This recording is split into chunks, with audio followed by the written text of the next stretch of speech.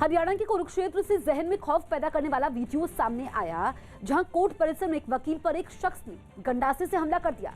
हमले की ये तस्वीर पार्क में लगे सीसीटीवी में कैद हो गई, जिसमें दिखा कि कोर्ट परिसर के पार्क में वकील महेंद्र सिंह तंवर अपने साथियों के साथ बैठे थे। तभी पीछे से एक आदमी ने गंडासा लेकर उन पर हमला कर दिया, लेकिन महेंद्र सिंह तंवर ने फुर्ती दिखाई और एक कुर्सी की आड़ लेकर वहां से भाग खड़े हुए। हालांकि इस बीच वो जख्मी भी हो गए। साथी पर हमला होता देख वकीलों के बीच अफरा तफरी मच गई। लोग जिस कुर्सी पर बैठे थे वही उठाकर हमलावर की तरफ बढ़े, लेकिन तब तक हमलावर भी वकील के पीछे गड़ासे के साथ दौड़ा। महेंद्र सिंह तंवर के बेटे का आरोप है कि प्लानिंग के तहत उनके पिता पर हमला किया गया। उन्होंने हमले के पीछे पुराने विवाद को बताया। कॉल डिटेल से कहाँ ये मुलजिम गया था, आया था, किसके कांटेक्ट में था, कहाँ प्लानिंग बनी, कौन कौन लोग इन्वॉल्व हैं। दिन दहाड़े कोर्ट परिसर में इस तरह की घटना से वकील दहशत में हैं। बार एसोसिएशन प्रधान गुरतेज सेको ने घटना को दुर्भाग्यपूर्ण बताया और कोर्ट परिसर की सुरक्षा बढ़ाने की मांग की। जैसी ये घटना हुई है तो कोई भी आ सकता है हथियार लेके, इतना बड़ा हथियार 3-4 फुट की वो गंडासी थी, वो लेके अगला ऊपर घूम रहा है और यहाँ पे आया है, तो हमारी सुरक्षा कहाँ रहेगी फिर यहाँ पे। कोर्ट परिसर में लगे सीसीटीवी के आधार पर पुलिस जांच में जुट गई है। बंगाल पहुंचे गृह मंत्री अमित शाह ने मतुआ समुदाय के गढ़ माने जाने वाले उत्तर 24 परगना जिले के ठाकुर नगर में रैली की। सालों पहले बांग्लादेश से आए मतुआ समुदाय के लोग बंगाल में शरणार्थी की तरह रह रहे हैं और उन्हें भारत की नागरिकता मिलने का बेसब्री से इंतजार है। यही वजह रही कि अमित शाह की ठाकुर नगर की रैली को अहम माना जा रहा है, जिसमें अमित शाह की बात सुनने के लिए भीड़ उमड़ पड़ी। अमित शाह जो कहेंगे उनको सुनने के लिए यहाँ पर लोग जो है वो काफी तादाद में यहाँ पर पहुंचे हुए हैं। मतुआ समुदाय के लोगों के बीच आज अमित शाह यहाँ पर पहुंचे हुए हैं। वो जैसे ही ठाकुरबाड़ी मैदान पहुंचे, वहां जय श्री राम के नारे गूंजने लगे।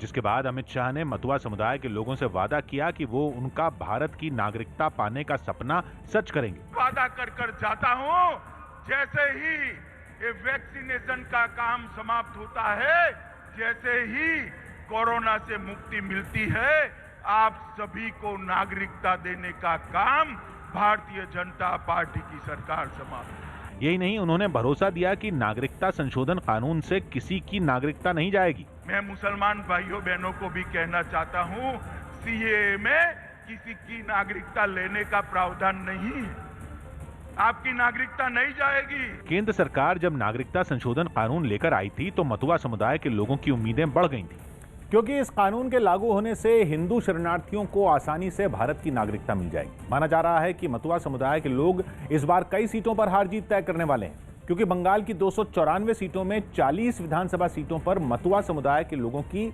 अच्छी खासी आबादी है। राज्य के जिन जिलों में मतुआ समुदाय के लोग चुनाव के नतीजों पर असर डाल सकते हैं, उनमें नदिया, उत्तर 24 परगना और दक्षिण 24 परगना शामिल हैं। इन जिलों में बांग्लादेश से आए मतुआ समुदाय के लोग रहते हैं, लेकिन उनमें ज्यादातर के पास न अपनी जमीन है और न ही भारत की नागरिकता, और नागरिकता संशोधन कानून उनकी आखिरी उम्मीद है। लेकिन इस कानून से टीएमसी की मुश्किल बढ़ गई है, क्योंकि वो इसका विरोध कर रही है। ऐसे में उसे डर है कि मतुआ समुदाय के लोग बीजेपी के पाले में न चले जाएं। तो वहीं बीजेपी की रणनीति ममता पर चौतरफा हमला करने की, परिवर्तन यात्रा को भी उसी रणनीति का हिस्सा कहा जा रहा है, क्योंकि इसके जरिए जेपी नड्डा के बाद अमित शाह ने ममता के खिलाफ मोर्चा खोला और उन्होंने कूच बिहार में परिवर्तन यात्रा के चौथे चरण की शुरुआत की। परिवर्तन यात्रा की शुरुआत लगातार हो रही है पश्चिम बंगाल में, और कूच बिहार की जो परिवर्तन यात्रा है वो गृह मंत्री अमित शाह ने यहाँ पर शुरुआत की है। जिसके बाद उन्होंने एक रैली को संबोधित किया और ममता सरकार को घेरने के लिए जय श्री राम के नारे का मुद्दा उठा दिया। ये बंगाल के अंदर माहौल ऐसा कर दिया, जय श्री राम बोलना माने गुनाह है। अरे बनता दीदी, बंगाल में जय श्री राम नहीं बोला जाएगा तो कहां पाकिस्तान में बोला जाएगा क्या? वो यही नहीं रुके, बल्कि उन्होंने वहां मौजूद जनता में उत्साह भरने के लिए जय श्री राम के नारे लगवाए भी। मेरे साथ दोनों हाथ उठाइए और गगनभेदी नारा लगाइए, जय श्री राम, जय श्री राम। नेताजी सुभाष चंद्र बोस की जयंती पर आयोजित कार्यक्रम में जय श्री राम के नारे लगने के बाद ममता बनर्जी भड़क गई थी, जिसके बाद से बीजेपी उन पर लगातार हमले कर रही है। और अमित शाह ने भी उसी ओर इशारा करते हुए ममता बनर्जी को जमकर घेरा। कूच बिहार की रैली में अमित शाह ने ममता बनर्जी के भतीजे अभिषेक बनर्जी का भी जिक्र किया और ममता पर परिवारवाद को बढ़ावा देने का आरोप लगाया। मोदी सरकार गरीब कल्याण के लिए प्रतिबद्ध है, ममता सरकार भतीजे कल्याण के लिए प्रतिबद्ध है। उनका दिन रात ध्यान एक ही चीज में है कि कब मेरा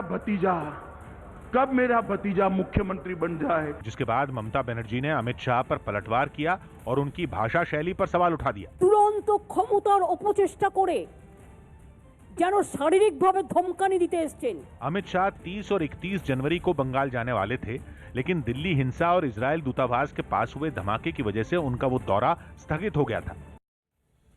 यूपी के बुलंदशहर से दहशत से भर देने वाली कुछ तस्वीरें सामने आई, जहां केमिकल फैक्ट्री में भीषण आग लगने से अफरा तफरी मच गई।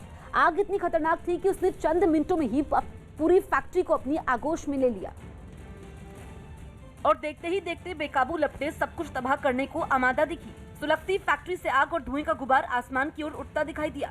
फैक्ट्री का हर हिस्सा आग और धुएं में घिरा नजर आया।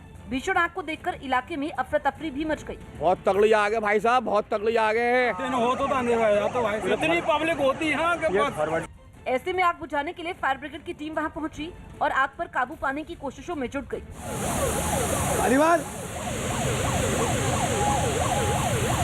आग इतनी भीषण थी कि उसे बुझाने में कई घंटों का वक्त लग गया। तब तक फैक्ट्री में रखा लाखों रुपए का सामान जलकर राख हो चुका था। हालांकि ये आग कैसे लगी, इसका अभी तक पता नहीं चल पाया। उत्तराखंड के चमोली जिले के रैणी गांव और तपोवन में जिस धौली गंगा के किनारे राहत और बचाव का काम चल रहा है, वहां अचानक नदी का पानी बढ़ने से अफरा तफरी मच गई। 7 फरवरी को आए सैलाब के बाद इस खबर ने कुछ देर के लिए वहां राहत और बचाव के काम में जुटे लोगों को डरा दिया और पानी के बढ़ने की खबर मिलते ही सभी लोग काम छोड़कर तेजी से सुरक्षित ठिकानों की तरफ चले गए। रैणी गांव में सैलाब से जो पुल टूट गया था, उसे बनाने का काम भी तेजी से चल रहा है। जो मजदूर उस पुल को बनाने के काम में जुटे, वो भी अपनी जान बचाकर ऊंचाई वाली जगहों पर भागते नजर आए। तमाम जितनी मशीनें थी उन सबको वहां से हटाया जा रहा है। जितने भी ट्रक्स अंदर गए हुए थे उन सबको निकाला जा रहा है। सारे लोग ऊपर आ गए हैं। पहले से मुस्तैद प्रशासन ने भी लाउडस्पीकर के जरिए लोगों को नदी से दूर रहने की चेतावनी। पानी बढ़ने की संभावना है, ऊपर से धुआं आया है, पानी बढ़ सकता है। रैणी गांव की तरफ तपोवन में भी कुछ देर के लिए ऐसा ही माहौल बना रहा। जिस सुरंग में पिछले 5 दिन से राहत और बचाव का काम चल रहा है, वहां से भी सभी बचाव कर्मियों को बाहर बुलाया गया। तपोवन में एक कॉन्फ्रेंस चल रही थी जिसमें अधिकारी थे, लेकिन अचानक यहां पर यह बताया जा रहा है कि पीछे से पानी बढ़ रहा है।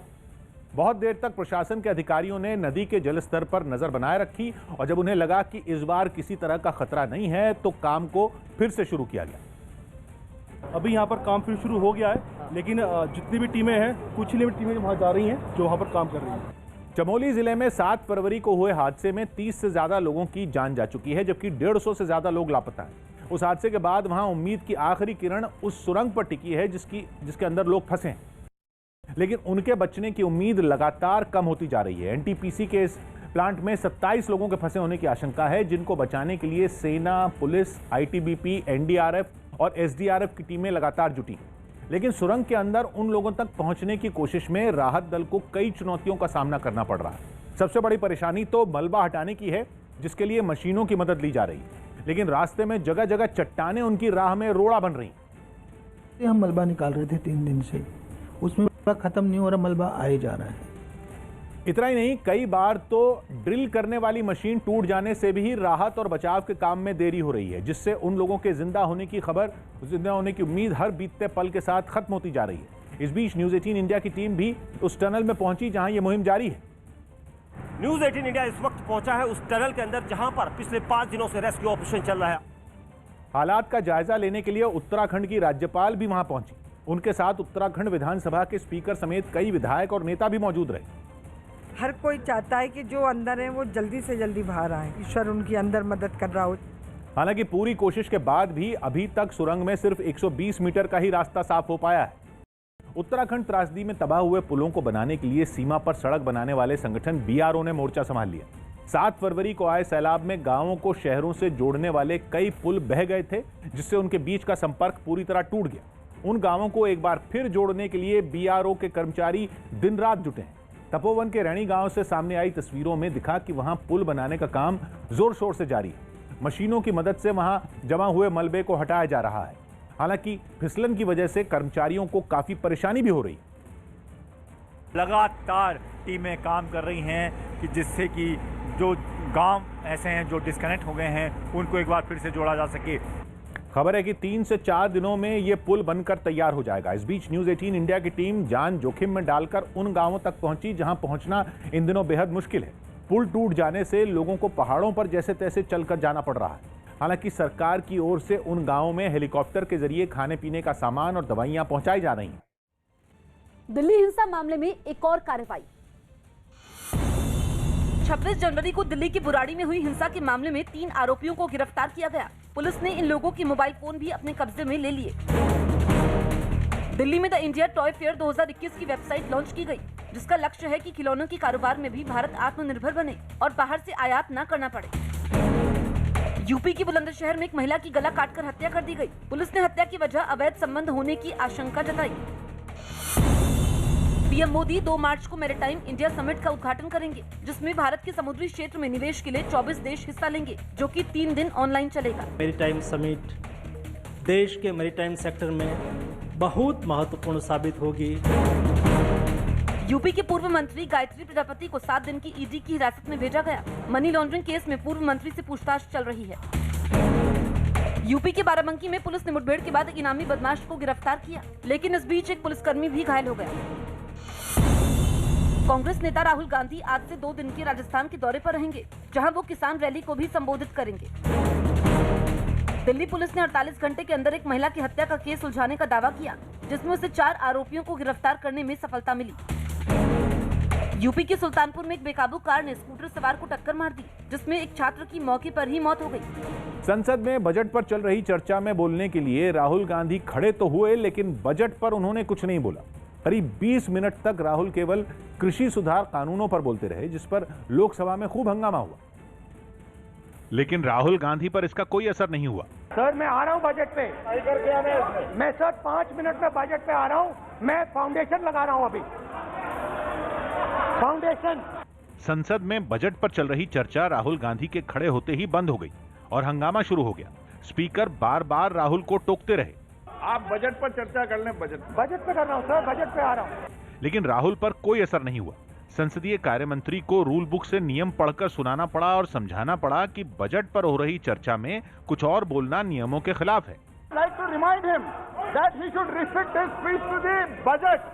मंत्री बार बार उन्हें टोकते रहे।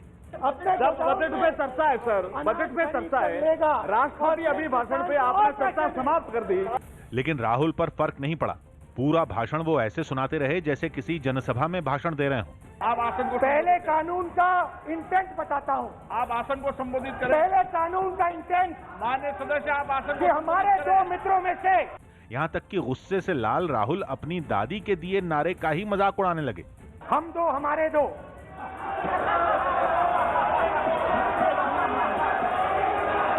वो आपको याद होगा, वो फोटो होती थी 4, हम 2 हमारे 2। ये नारा पूर्व प्रधानमंत्री इंदिरा गांधी ने जनसंख्या विस्फोट पर काबू करने के लिए दिया था। खुद राहुल के चाचा संजय गांधी ने उस वक्त इस अभियान को कामयाब बनाने में खूब दम लगाया था, लेकिन राहुल इसी नारे का मजाक बार बार उड़ाते रहे। ये किसकी सरकार है? हम 2 हमारे 2। संसद भवन में राहुल टोका टाकी के बावजूद नहीं रुके। ये कांग्रेस पार्टी की बैठक नहीं है, ये सदन है। करीब 20 मिनट किसान बिल पर बोलने के बाद राहुल ने बजट पर बोलने से इनकार कर दिया और अपनी सीट पर बैठ गए। नेपाल में कार्यवाहक पीएम केपी शर्मा ओली और उनकी ओर से लिए गए फैसले के विरोध में बवाल थमता नहीं दिख रहा। वहां की संसद भंग करने और दोबारा चुनाव करवाने के फैसले के खिलाफ ओली के विरोधी फिर राजधानी काठमांडू की सड़कों पर उतरे और उन्होंने वहां जमकर नारेबाजी की।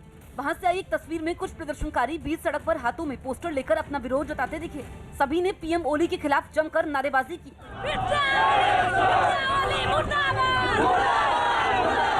पीएम ओली के फैसलों से खफा चढ़ रहे लोगों का गुस्सा राजकुमारी झाकरी नाम की एक नेता की गिरफ्तारी ने और बढ़ा दिया। राजकुमारी झाकरी ने नेपाल की राष्ट्रपति विद्या देवी भंडारी के खिलाफ बयान दिया था।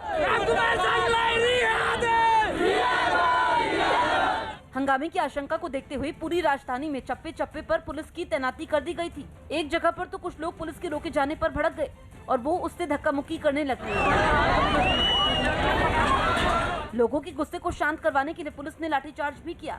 जिसमें बड़ी संख्या में लोग घायल हो गए।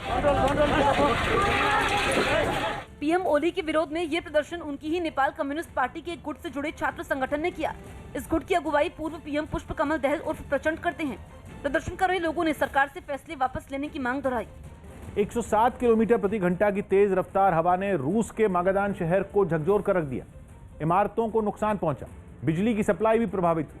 हालांकि राहत की बात यह है कि वहां किसी को चोट पहुंचने की खबर नहीं है, जो कि किसी अचंभे से कम नहीं, क्योंकि तेज हवा की वजह से कई मकानों की टिन की छतें उखड़कर जमीन पर गिर गई। जगह जगह उनका मलबा पड़ा नजर आया। सामने आई एक तस्वीर में लकड़ी की एक छत तो नीचे खड़ी गाड़ी पर ही जा गिरी और उसका कचूमर निकाल दिया। कई इमारतों की खिड़कियां भी टूट गई। हवा के जोरदार झोंकों ने लोगों का चलना ही मुश्किल कर दिया। वो हवा के दबाव में कदम बढ़ाने के लिए भी मशक्कत करते नजर आए। दिल्ली के मंगोलपुरी में जन्मदिन पार्टी के समय एक लड़के की चाकू मारकर हत्या कर दी गई। इस हत्या का आरोप उसी के पड़ोस में रहने वाले एक परिवार पर लगा है। दावा है कि मारा गया आदमी भारतीय जनता युवा मोर्चा से जुड़ा हुआ था और उसका काफी समय से पड़ोस में रहने वाले नसरुद्दीन नाम के युवक से धार्मिक टिप्पणी को लेकर विवाद होता रहता था। मृतक के भाई का आरोप है कि उसके भाई ने एक धार्मिक यात्रा निकाली थी, जिस बीच उसकी पड़ोसी से कहासुनी हुई। हालांकि पुलिस अभी हत्या की वजह कोई धार्मिक झगड़ा नहीं बल्कि एक पार्टी में हुआ आपसी विवाद बता रही है और जांच में जुटी है। पुलिस ने हत्या के आरोप में 4 लोगों को गिरफ्तार कर लिया है। वहीं वीएचपी नेता सुरेंद्र जैन ने कहा कि हत्याकांड के बाद अब तक किसी भी मुस्लिम नेता ने इसकी निंदा नहीं की है। कल रात को मंगोलपुरी थाने के इलाके में एक बर्थडे पार्टी के दौरान कुछ लड़कों के बीच में आपस में लड़ाई झगड़ा हुआ और उस लड़ाई झगड़े के दौरान कुछ लड़कों ने एक जो रिंकू नाम का लड़का है उसको चाकू मार दिया था। तो इसमें 4 लड़कों के नाम शामिल आए थे। चारों को हमने अरेस्ट कर लिया है और आगे की कार्रवाई हम कर रहे हैं। ये रात में भैया को मारने सारे डंडे वगैरह लेके आए थे। रात में इन्होंने पहले भैया को डंडों से मारा, हमें भी मारा, मम्मी पापा तक को मारा मेरे, और फिर भैया को बाद में इन्होंने बाहर निकाल के चाकू मार दिया। और इन्होंने इमरजेंसी में भी मारा मेरे भाई को, चाकू खींचा, चांटे भी मारे। ताजू नाम है उनका, उन्होंने मारा। लाली और नाटू है और चिंगू है और इस्लाम है, ये सारी इनकी पूरी फैमिली थी, 5 की। इन्होंने सबने मिलके मारा मेरे भाई। मंगोलपुरी के रिंकू शर्मा की कुछ जिहादियों के द्वारा जो निर्मम हत्या की गई वो बहुत दुर्भाग्यपूर्ण है। दुर्भाग्यपूर्ण ये भी है कि इस हत्याकांड में कई परिवार शामिल थे, उनकी महिलाएं बच्चे भी शामिल थे। उसके हाथ पकड़कर जिस तरह से चाकुओं से गोंदा गया वो कोई बर्बर व्यक्ति ही कर सकता है, किसी सभ्य समाज का हिस्सा नहीं कर सकता। इससे भी अधिक दुर्भाग्यपूर्ण यह था किसी मुस्लिम नेता ने इस हत्याकांड की अभी तक निंदा नहीं की। बिहार के जमुई में एक निजी स्कूल में पढ़ने वाले कुछ छात्रों के परिवार वालों ने फीस के मुद्दे पर सड़क जाम कर हंगामा किया। उनकी मांग है कि उनसे आधी फीस ली जाए, लेकिन जब उन्होंने देखा कि स्कूल प्रबंधन उनकी सुनने को तैयार नहीं तो वो स्कूल के सामने ही सड़क पर धरने पर बैठ गए। इस हंगामे को शांत कराने के लिए वहां कुछ पुलिस वाले पहुंचे। उन्होंने इन लोगों को समझाने की काफी कोशिश की, लेकिन वो अपनी मांग पर अड़े रहे। शांत रहिए, चिल्लाने से चिल्लाना नहीं सर। सड़क पर जाम लगने से बेपरवाह ये प्रदर्शनकारी काफी देर तक जमकर नारेबाजी करते रहे।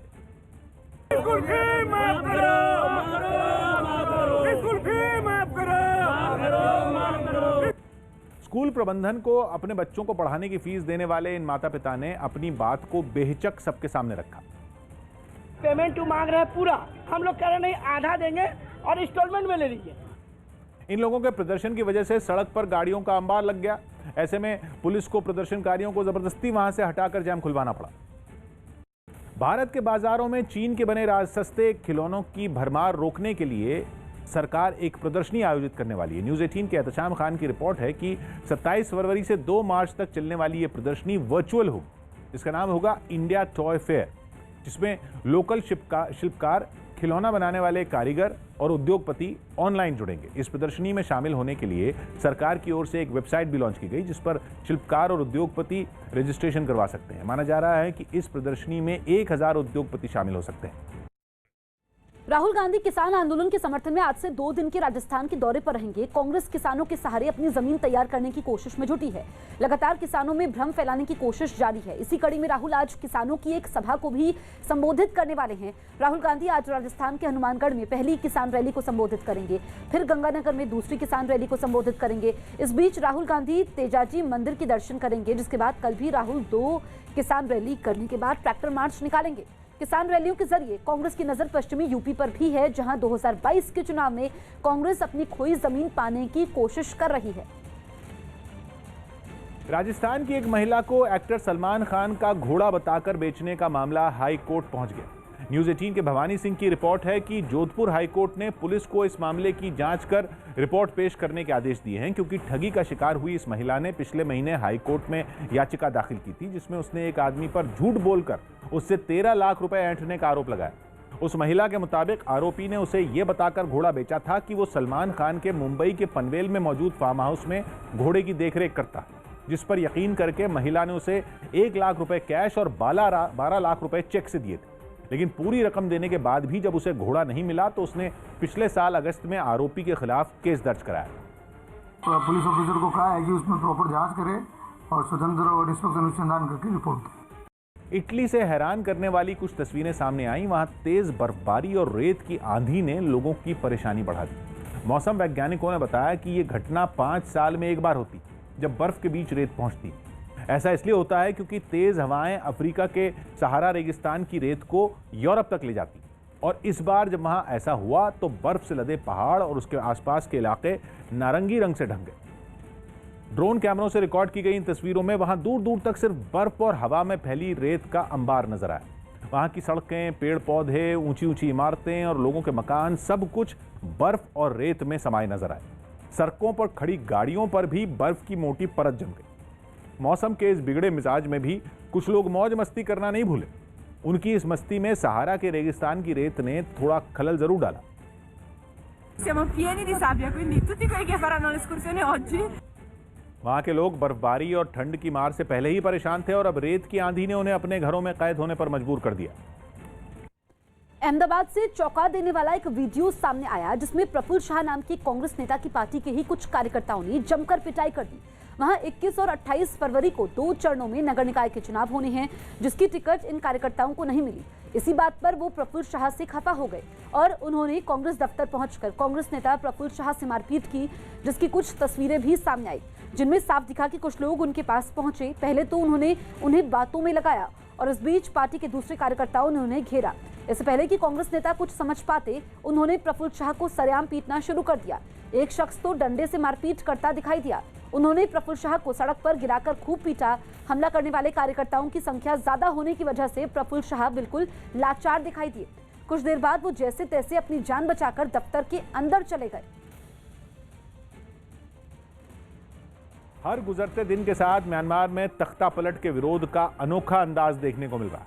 अब वहां थिएटर के कलाकार भी सेना की ज्यादती के खिलाफ आवाज उठाने के लिए कूद पड़े और इसके लिए उन्होंने अपनी कला का ही सहारा लिया, जिसके बाद म्यांमार के मैंडले शहर से जो तस्वीरें सामने आई, उन्हें देखकर एक बार तो ऐसा लगा जैसे वहां सेना का विरोध नहीं बल्कि कोई रंगारंग कार्यक्रम चल रहा हो।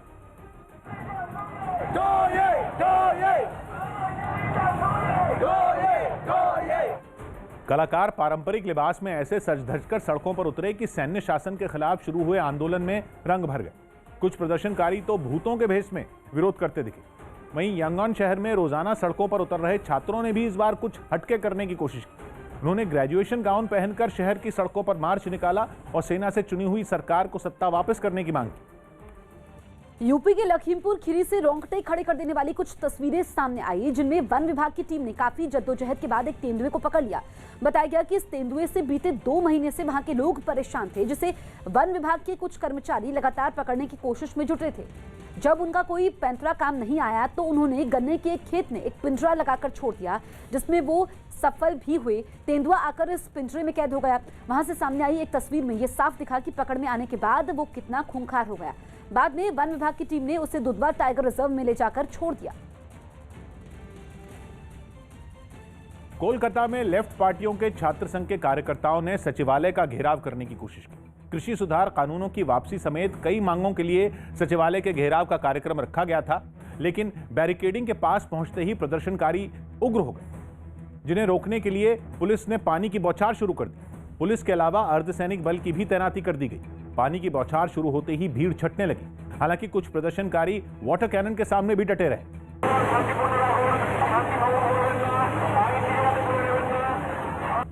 सड़क पर जमे बाकी कार्यकर्ताओं को हटाने के लिए पुलिस ने लाठीचार्ज कर दिया। पुलिस वालों ने सामने जो भी कार्यकर्ता आया, पुलिस ने उस पर लाठियां चलानी शुरू कर दी। थोड़ी देर में सड़क से भीड़ तो छट गई, लेकिन लाठियां खाने के बाद जख्मी हुए कुछ कार्यकर्ता सड़कों पर यहां वहां गिरे नजर आए, जिन्हें उनके साथी उठाने लगे।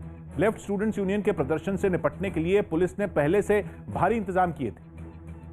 लेफ्ट स्टूडेंट यूनियन के विरोध प्रदर्शन को रोकने की कोलकाता की पुलिस की तैयारी देखिए। यहाँ पर बीच रास्ते में गड्ढे बना करके इसमें खंभे लगाकर बैरिकेडिंग की जा रही है। पुलिस के लाठीचार्ज में बड़ी संख्या में प्रदर्शनकारियों के जख्मी होने की खबर है।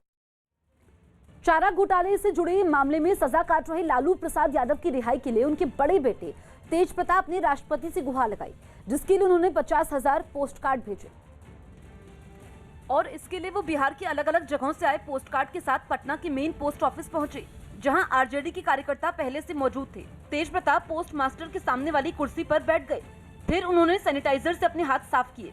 इसी बीच एक कार्यकर्ता ने पोस्ट कार्ड से भरा डिब्बा उनके सामने लाकर रख दिया। तेज प्रताप ने डिब्बे से कुछ पोस्ट कार्ड निकाले और स्टैंप लगाने के लिए बढ़ाया। फिर पोस्ट ऑफिस के बाकी लोग पोस्ट कार्ड पर मोहर लगाने में जुट गए। लालू यादव की रिहाई की मुहिम में लगे तेज प्रताप ने इसे आजादी पत्र का नाम दिया है, जिसे पटना की पोस्ट ऑफिस से राजभवन कुरियर किया गया। अभी तक 1 लाख हमने पोस्ट कार्ड भेजने का काम किया है और आज जो पोस्ट कार्ड है वो 50,000 के लमसम हम लोगों ने अभी यहाँ पर लाने का काम किया। इससे पहले भी वो राष्ट्रपति रामनाथ कोविंद के पास 1 लाख आजादी पत्र की पहली खेप भेज चुके हैं। इन चिट्ठियों में लालू की सेहत और उम्र का हवाला देकर उनकी रिहाई की मांग की गई है। वैसे दुमका कोषागार केस में झारखंड हाईकोर्ट में आज लालू यादव की बेल पर सुनवाई भी है। इसी तरह मुंबई में भी कृषि सुधार कानूनों के विरोध में भीम आर्मी और आजाद समाज नाम की पार्टी ने जोरदार प्रदर्शन किया। किसानों के समर्थन में इकट्ठा हुए ये लोग वहां कलेक्टर के दफ्तर के बाहर धरना देना चाहते थे, लेकिन वहां तैनात पुलिस ने उन्हें आगे बढ़ने से रोक दिया। प्रदर्शनकारी आगे न बढ़ सकें, इसके लिए पुलिस ने वहां पहले ही बैरिकेड लगा दिए थे, लेकिन कई प्रदर्शनकारी बैरिकेड पार कर आगे बढ़ने लगे, जिसके बाद उनकी पुलिस के साथ धक्का मुक्की शुरू हो गई। जो आक्रोश आपको दिख रहा है और मुंबई पुलिस की टीम भी पूरी कोशिश कर रही है कि यहाँ पे जो है इन लोगों को बैरिकेड्स के पीछे ही रखा जाए। कुछ देर बाद में वो लोग सड़क पर ही बैठकर धरना देने लगे। इन लोगों ने दिल्ली की सीमाओं पर प्रदर्शन कर रहे किसानों का समर्थन किया और कृषि सुधार कानूनों को वापस लेने की मांग की। ये लूटने की और लोगों को तकलीफ देने की ये साजिश चल रही है, हम इसे कामयाब नहीं होने देंगे। वहां काफी देर तक हंगामा चलता रहा, हालांकि बाद में प्रदर्शनकारियों को वहां से हटा दिया गया। तमिलनाडु में चुनाव से पहले कांग्रेस को झटका। तमिलनाडु में कांग्रेस से निलंबित कराटे त्यागराजन बीजेपी में शामिल हो गए। पार्टी प्रदेश अध्यक्ष एल मुरुगन ने उन्हें बीजेपी की मेंबरशिप दिलाई। यूपी में 7 IAS अफसरों को तबादला कर दिया गया। प्रियंका निरंजन जालौन की डीएम बनी तो अनंत सिंह को हापुड़ की जिम्मेदारी मिली। यूपी के गौतम बुद्ध नगर में अलग अलग थाना क्षेत्रों में 2 रेप के आरोपी समेत 9 लोगों को गिरफ्तार किया गया। साथ ही पुलिस को एक ट्रक से 30 चोरी की भैंस, 2 बाइक भी बरामद हुई। समाजवादी पार्टी के सांसद आजम खान के बेटे अब्दुल्ला आजम को कोर्ट से जमानत मिल गई, लेकिन उनकी रिहाई अभी मुश्किल है क्योंकि एक और केस सुप्रीम कोर्ट में चल रहा है। झारखंड में पुलिस महकमे में बड़ा फेरबदल हुआ। नीरज सिन्हा को राज्य का नया डीजीपी बनाया गया, जो कि 1987 बैच के IPS अधिकारी हैं। लॉकडाउन के बाद पुणे के सिम्बोयसिस स्कूल को खोल दिया गया, जहां बच्चों का स्वागत किया गया। लोकसभा में राहुल गांधी के हमले का जवाब बाहर आकर केंद्रीय मंत्री गिरिराज सिंह ने दिया। उन्होंने बजट पर कुछ न बोलने के लिए राहुल को निशाने पर लिया। मुझे समझ में नहीं आया कि वो देश को क्या मैसेज देना चाहते हैं। बजट पर एक शब्द नहीं बोला। राजस्थान के लक्ष्मीगढ़ में राकेश टिकैत ने किसानों में भ्रम फैलाने का काम किया। वहां उन्होंने कानून का समर्थन करने वाले किसानों को भी भड़काने की कोशिश की। महाराष्ट्र कांग्रेस के अध्यक्ष नाना पटोले बाला साहेब ठाकरे के समाधि स्थल पर गए, जिसके बाद उन्होंने राज्यपाल पर निशाना साधा। जल्दी राज्यपाल जी को सद्बुद्धि है और संवैधानिक व्यवस्था को वो अच्छे से निभाए। भारतीय रेलवे ने अपनी कमाई बढ़ाने के लिए एक नया प्लान तैयार किया है। न्यूज़ 18 के चंदन जजवाड़े की रिपोर्ट है कि रेलवे ने देश भर में 84 जगहों पर अपनी खाली पड़ी जमीन को 45 साल के लिए लीज पर देने की योजना बनाई है। इससे न सिर्फ बेकार पड़ी जमीन से कमाई का रास्ता खुलेगा, बल्कि जमीन पर अतिक्रमण का खतरा भी नहीं रहेगा। यही नहीं, रेलवे ने राजस्थान के सवाई माधोपुर और चेन्नई में खाली पड़ी जमीन के लिए टेंडर भी जारी कर दिए हैं, जहां पर निजी कंपनियों की मदद से होटल, रेस्टोरेंट और शॉपिंग मॉल जैसी चीजें तैयार की जाएंगी।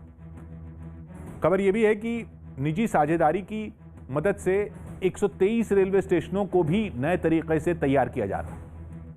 रेलवे ने जो योजना बनाई है उसके मुताबिक अपनी ज़मीन को निजी हाथों में लीज पर देकर भारतीय रेल न केवल अपनी कमाई बढ़ाने जा रहा है, बल्कि इससे उसकी ज़मीन भी सुरक्षित रह पाएगी।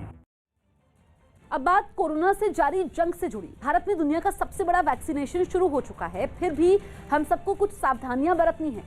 कोरोना से लगातार जंग जारी है और इसके लिए मास्क पहनना जरूरी है, बार बार हाथ धोना जरूरी है और सबसे ज्यादा जरूरी है 2 गज की दूरी।